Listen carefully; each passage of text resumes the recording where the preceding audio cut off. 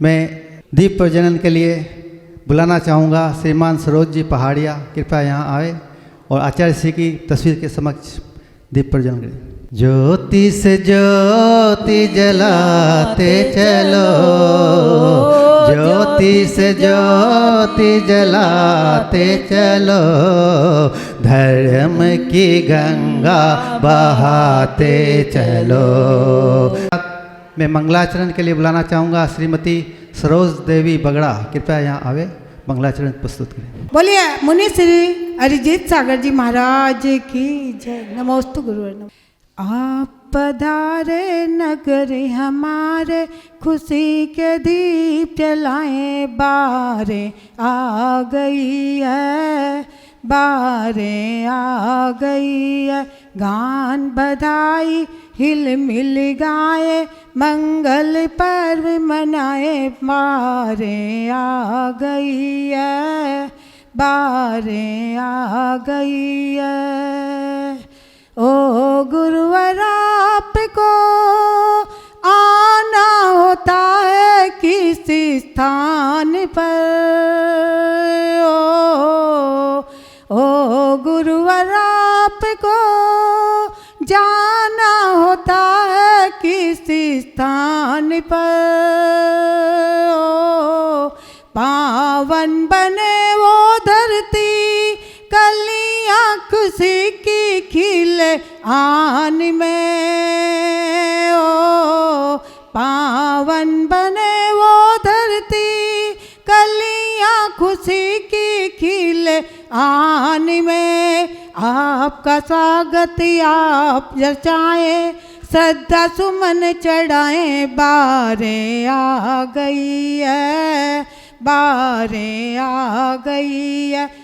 इसके पश्चात हम सभी भक्तजन गुरुवर से विनम्र निवेदन करते हैं, कृपया अपना मंगल प्रवचन देकर हमें कृतार्थ करें, हमें धर्म का मार्ग बताएं। नमोस्तु गुरुदेव, नमोस्तु गुरुदेव, नमोस्तु।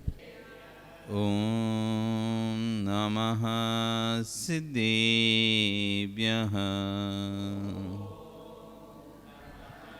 सिद्धेभ्यः। ओम नमः सिद्धेभ्यः। ओम नमः सिद्धेभ्यः। तेरी अड़िए खगड़ाई रुतारी मोहि सिर सिरड़ी बिहोन, आयरी राव पसियो परवादिन्यो भव्य जी लोए। नमो अरिहंताणं, नमो सिद्धाणं, नमो आयरीयाणं, नमो अज्ञायाणं, नमो लोए सव्यसाहुणं। बोले अनंत अनंत से परमेष्ठी भगवानी की, आदिर्भम आदिनाथ भगवानी की, वर्तमान शशनय महावीर भगवानी की, आचार्य श्री 108 कुलभद्र स्वामी महाराज जी की, आचार्य गुरु विश्व सागर जी महाराज जी की, अहिंसा में विश्व धर्म की।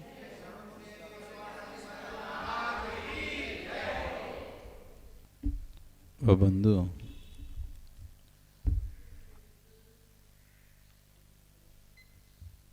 वर्तमान शासन एक वर्धमान स्वामी के शासन में तीर्थंकर प्रभु की चरण निश्रा में बैठकर हम सभी जिन देशना का श्रवण कर रहे हैं, ये परम सौभाग्य हमारा। ये मानुष पर्याय सुकुल सुनवो जिनवाणी, ये मनुष्य पर्याय अच्छा कुल और सुनने के लिए जिनवाणी हमको आज मिल रही है। जीव तरसता है, जीव तड़पता है, अच्छी वस्तु पाने के लिए तरसता है कि मुझे भी ये मिलना चाहिए। और हम वो बड़भागी हैं, सौभाग्यशाली हैं जिन्हें ये चीज़, ये पर्याय, ये कुल, ये जिनवाणी सुनने को मिली है। आचार्यगण कह रहे हैं ये जिनवाणी आज के लिए मत सुनो, अंतिम दिन के लिए सुनो। जब शरीर से प्राण निकल रहे हो, वेदना सता रही हो, उस समय याद रखना इस जिनवाणी को, क्योंकि अंत भला तो सब भला। जिस समय प्राण छूटते हैं व्यक्ति के, उस समय उसके जीवन की पूरी साधना का फल होता है। इसलिए साधना की अनुभूति लेते हुए साधना करो। हम साधना करते हैं लेकिन अनुभूति नहीं लेते उसकी। उपसम भाव का वेदन करते हुए साधना करो। मैं पूजा कर रहा हूँ, मैं भगवान के दर्शन कर रहा हूँ, मैं गुरुओं की वंदना कर रहा हूँ, इस समय मेरी कसाय कैसी चल रही है, इसे कहते हैं उपसम भाव।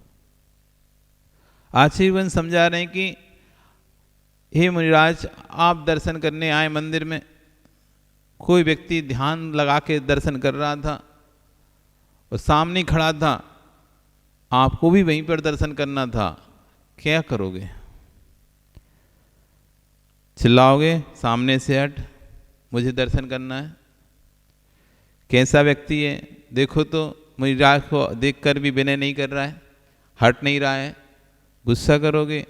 क्या करोगे? आप पूजा कर रहे हो, पूजा करते समय सामने कोई खड़ा हो गया आपके, अब आप क्या करोगे? उस पर गुस्सा करोगे? क्या करोगे? जब आप किताब लेने गए थे, ग्रंथ लेने गए थे, पुस्तक, पूजा की पुस्तक उठाने गए थे, तो सामने वाले को पता नहीं था कोई यहां पर बैठा हुआ है, वो वहां जाकर खड़ा हो गया। अब आप जब तक लौट के आए, अपना द्रव धो के आए, तब तक वो माला फेरने के लिए खड़ा हो चुका है, वो अपनी माला फेर रहा है ध्यान से, और आपकी सीट भी वहीं थी, वो अब सीट के बिल्कुल सामने आ गया। उसे नहीं पता था कि आप पीछे बैठे हुए हो। आप तो गए थे द्रव धोने के लिए, खाली स्थान देख के खड़ा हो गया कोई व्यक्ति वहां पर, और अब आप आए हैं, अब आपको पूजा करनी है, अब क्या करोगे? आप उस पर गुस्सा करोगे? उसको सरकाओगे, भैया हट, हमारा स्थान है, तुम बीच में क्यों खड़ा हो गया? वहां खड़ा हो गया माला फिर कैसे करोगे? यही है धर्म हमारा। आचार्य कहने जो हमारी साधना है उपसम भाव के साथ करो। यदि कहीं कोई व्यक्ति हमारे सामने आ जाता है, उस कारण से हमारे को विकल्प होने के पूरे 100% चांस हैं कि अब तो गुस्सा आना स्वाभाविक है, बस उसी समय धर्म को लेके आओ, उठकर दूसरी जगह बैठ जाओ। इतने अच्छे से बैठो, सुना के नहीं, खड़ा हो गया, अब हमें दूसरी जगह बैठना पड़ेगा। आदमी दूसरी जगह जाता भी है तो 4 सुना के जाता है,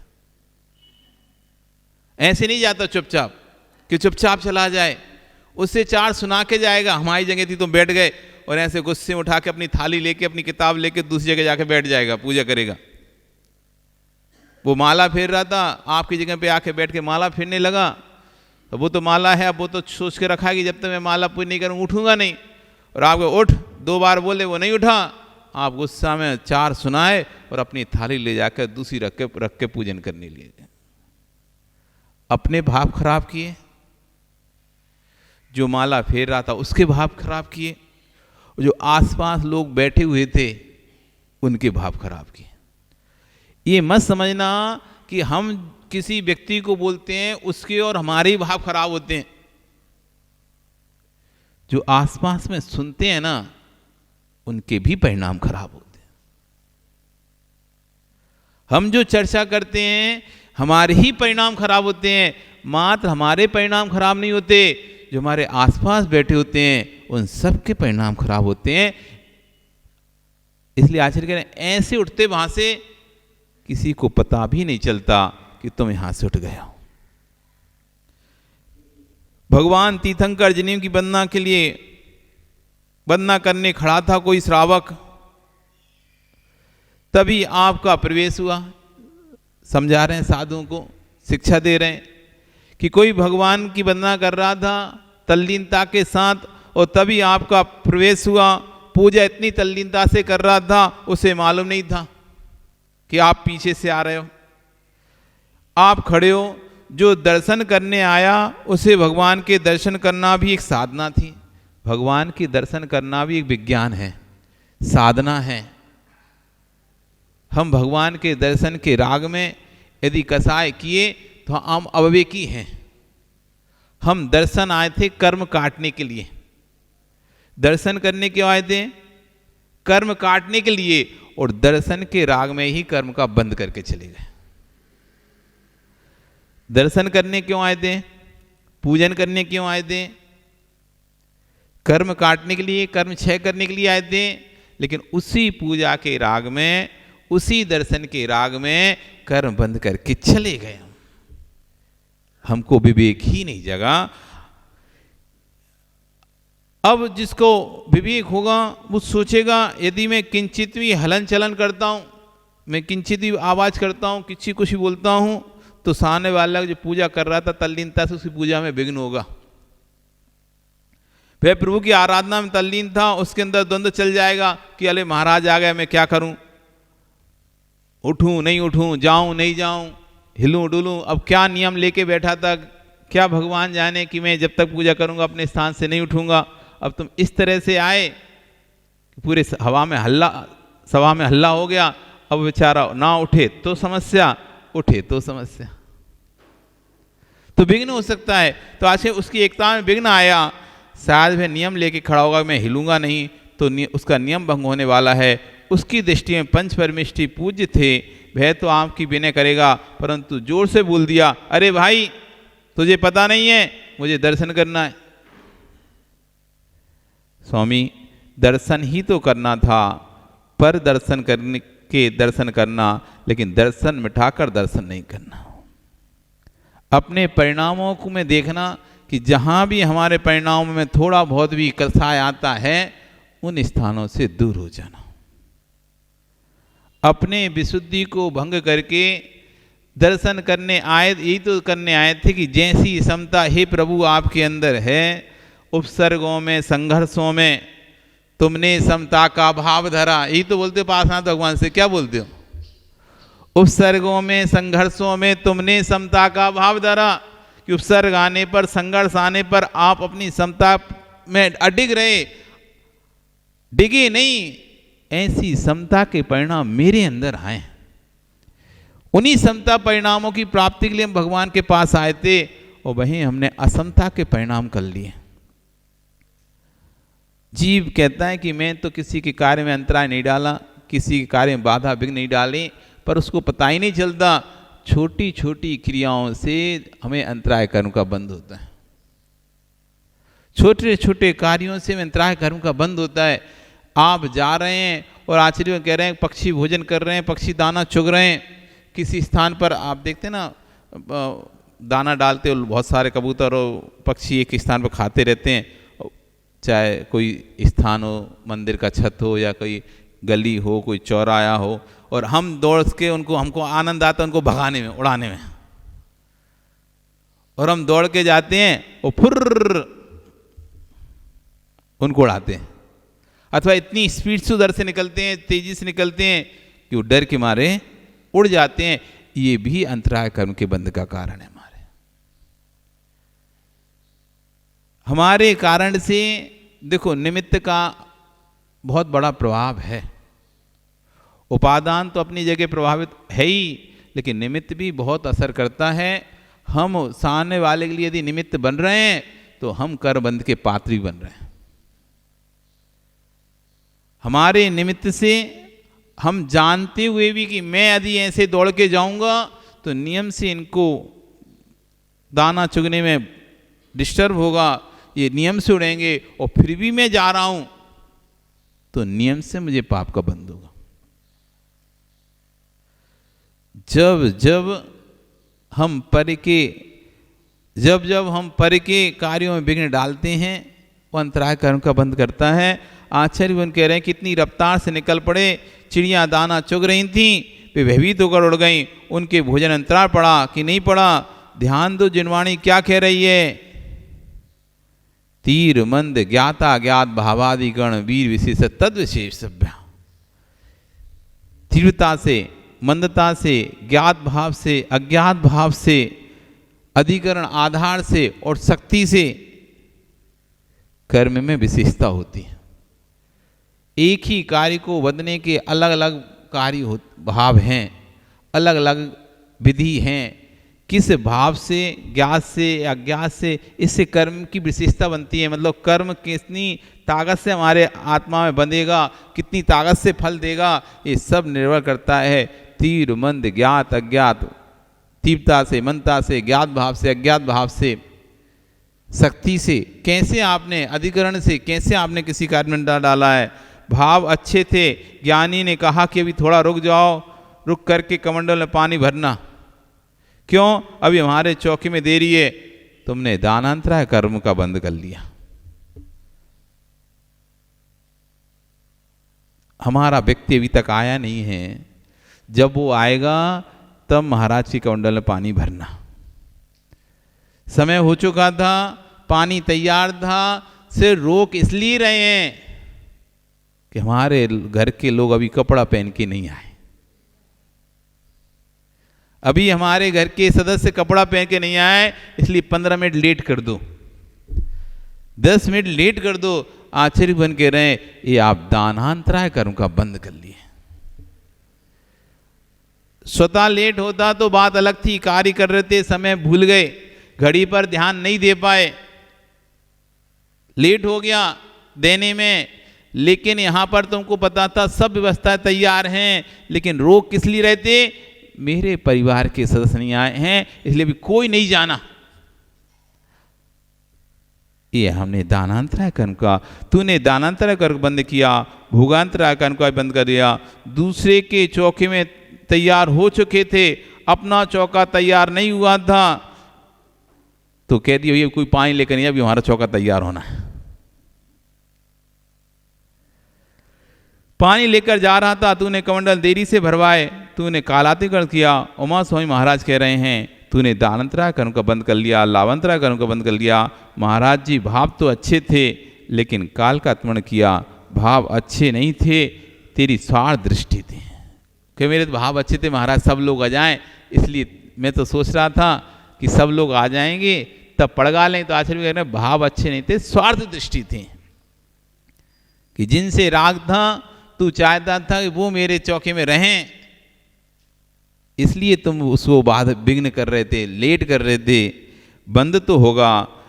ये माँ अपनी बहू से कहती है कि जब काम निपटा लेना तब भोजन कर लेना।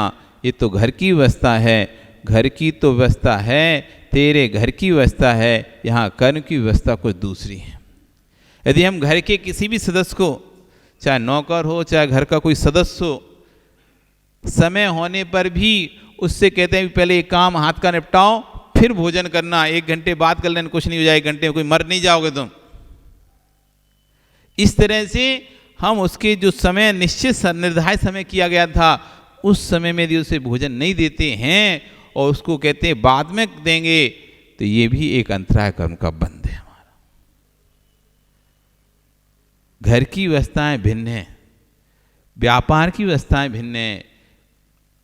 समय हो गया, नौकर सेवक कह रहा है सेठ जी मेरे भोजन का समय हो गया। सेठ जी आप कह रहे हो अभी सीजन है, तुम काम करो 2 घंटे बाद जाना,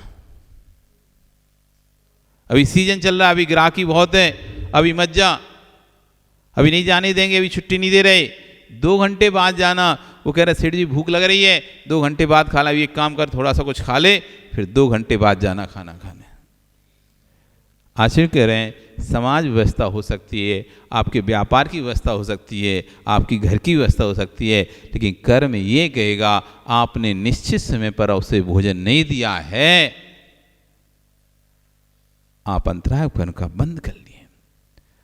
घर में भी यदि आपने किसी जीव को पाल के रखा है, गाय भैंस आदि, उनको भी आश्चर्य कह रहे हैं समय पर भोजन देना चाहिए। यदि उनको भी समय पर भोजन नहीं देते, भूल जाते हैं, अपने काम में व्यस्त हो गए, याद आई तब दे दिया, कभी 6 बजे तो कभी 8 बजे, कभी 10 बजे, कभी सुबह का भूल ही गए, कभी रात का भूल गए, तो ये सब अंतराय बंध के कारण हैं। आप अपना काम करो, कर्म अपना काम कर रहे हैं। आचार्य कह रहे हैं आप अपना काम करो तो कर्म भी अपना काम कर रहे हैं। माँ ये मत सोचना कि बहू को भोजन से रोकने पर कर्म बंद नहीं होगा, उससे भी आश्रव होगा। घर में पशु आदि भी पालते हो, उनको भी समय पर भोजन पानी नहीं देना हिंसा ही है, अन्न पान निरोध है। सोचना जीवन भर किया क्या, कर बंद होता है, उदय में भी आता है, फल भी भोगने को मिलता है। अब सोचो मेरे साथ क्या होगा। ज्ञात्रा दृष्ट बनकर देखो कि अभी तक हमने कैसे कैसे कर्म कर चुके हैं, अब उनके जब फल आएंगे तो हमें कैसे कैसे भोगना पड़ेगा। हम बाकी तैयारी तो पहले से कर लेते हैं कि हम यहाँ पर इन्वेस्टमेंट करेंगे, फिर वहाँ से पैसा आएगा तो हम यहाँ उपयोग करेंगे। पहले से सोच के रखें कि यहाँ एफडी कर दे रहे, ये पैसा आएगा तो शादी में लगाएंगे, ये पैसा आ जाएगा तो बेटे की पढ़ाई में लगाएंगे। भविष्य का सोच के रखें कि नहीं रखें। उसको कैसे भोग करेंगे, उस पैसे का, उस वस्तु का कैसे भोग करेंगे, पहले से सोचते हो। ऐसी इस कर्म का कैसे आप भोग करोगे, कैसे सामना करोगे, कैसे इस कर्म का जब उदय आएगा तो कैसे अपने परिणामों को समता में रख पाओगे। इसकी तैयारी अभी से करना शुरू करो। अब सोचो मेरे साथ क्या होगा। ज्ञाता दिष्टा जानो देखो, जितने अधिक कर्ता बनोगे उतने अधिक भोक्ता बनोगे। जितने ज़्यादा कर्ता बनोगे, हर बस कार्य में आगे आगे रहोगे, हर कार्य में आगे आगे रहोगे तो फल भी उतना, क्योंकि उतना अधिक राग देश होगा। जितना अधिक आगे आओगे आप देखो कि एक व्यक्ति शांत है, किसी से मतलब नहीं, उसका राग देश भी उतना नहीं हो रहा। और एक व्यक्ति हर चीज़ को मेंटेन करके चलना चाहता है, रखना चाहता है, तो उसमें राग देश भी अधिक होता है, क्योंकि कोई हर व्यक्ति तो उसके मुताबिक काम करता नहीं है, हर व्यक्ति के अनुसार चलता नहीं है। तो उसको अपने अनुसार चलाने के लिए साम दाम दंड भेद सब अपनाने पड़ते हैं व्यक्ति को। झूठ साच फरेब धोखा सब करना पड़ता है। तो जितना ज़्यादा कर्ता बनेंगे हम किसी चीज़ के, उतने ज़्यादा कर्मों के भोक्ता भी फिर हम ही होंगे। हर विषय में तुम्हारी कर्ता बुद्धि है तो हर विषय में भोक्ता बुद्धि भी रहती है। जहाँ कर्ता बुद्धि रहेगी वहाँ भोगने के विषय में नहीं भी सोचोगे तब भी मिलेगा। टेंशन वही है जहाँ कर्ता बुद्धि है, जहाँ कर्तव्य दृष्टि है वहीं दुख की प्रवृत्ति है। एक व्यवस्था हाथ में लेने पर कानों में जिनवाणी नहीं पहुँच पाती। एक व्यवस्था कोई हाथ में ले ले अभी यहाँ पे, तो शांति से बैठ के जिनवाणी नहीं सुन पाता। फिर अभी देख लेना, जो जिनको व्यवस्थाएं सौंपी हैं वे कितनी शांति जिनवाणी सुन पाएंगे। छोटी सी व्यवस्था यदि आपके हाथ में दे दी जाती है, अभी यहाँ बैठ यही बोल दिया जाए ये ध्यान रखना कोई चटाई नीचे नहीं बैठे, चटाई पे बैठे ऐसा आप ध्यान रखना, तो आप कोई भी आएगा अब वो कहाँ बैठ रहा है ये आपको दिमाग रहे। इधर प्रवचन चल रहे होंगे, प्रवचन चल रहे हैं, कह दिया कि यहाँ नहीं बैठने देना किसी को, खाली स्थान पे किसी को नहीं बैठने देना। इतना भी यदि आपको सौंप दिया व्यवस्था, इतनी सी व्यवस्था सौंप दी कि खाली स्थान पे किसी को मत बैठने देना, अब आप बिल्कुल जब जब कोई आएगा आप यही ध्यान रखोगे ये यहाँ ना बैठे। इधर प्रवचन चलता रहेगा लेकिन आपका ध्यान रहेगा वो दर्शन जितनी देर तक दर्शन करेगा आप उसे देखते रहोगे, अभी कहाँ बैठ रहा है। जब तक वो बैठ नहीं जाएगा तब तक तुम्हें कानों में प्रवचन नहीं सुनाई देगा। यही लगेगा कि पहले इसको बैठ जाने दो, और इधर बैठ गया, उठ वहां से उठ, वहां बैठ। एक छोटी सी व्यवस्था मिली, शांति से प्रवचन सुन रहे थे, वो एक छोटी सी व्यवस्था मिली, उस व्यवस्था में कितना विकल्प रहा, शांति से व्यक्ति प्रवचन नहीं सुन पाया। और फिर तो जो पूरी व्यवस्था ही अपने सिर पे रख लेता। जब एक छोटी सी व्यवस्था में आदमी जिनवाणी नहीं सुन पाता है और फिर कोई व्यक्ति यदि पूरी व्यवस्था ही अपने सिर पे रख ले तो कैसे जिनवाणी सुनेगा? सुन सकता है क्या? सुन सकता है क्या? इसलिए आचार्यगण कह रहे हैं व्यवस्था छोड़ दो, हर कोई व्यवस्थित हो जाओ। व्यवस्था छोड़ दो, हर कोई व्यवस्थित हो जाओ, अपने परिणामों को व्यवस्थित कर लो तो ये जिनवाणी सुनते रहोगे। आपका समय हो गया, कल फिर आओगे, पर आ रही तो फिर चर्चा करेंगे। बोलिए भगवान महावीर स्वामी की।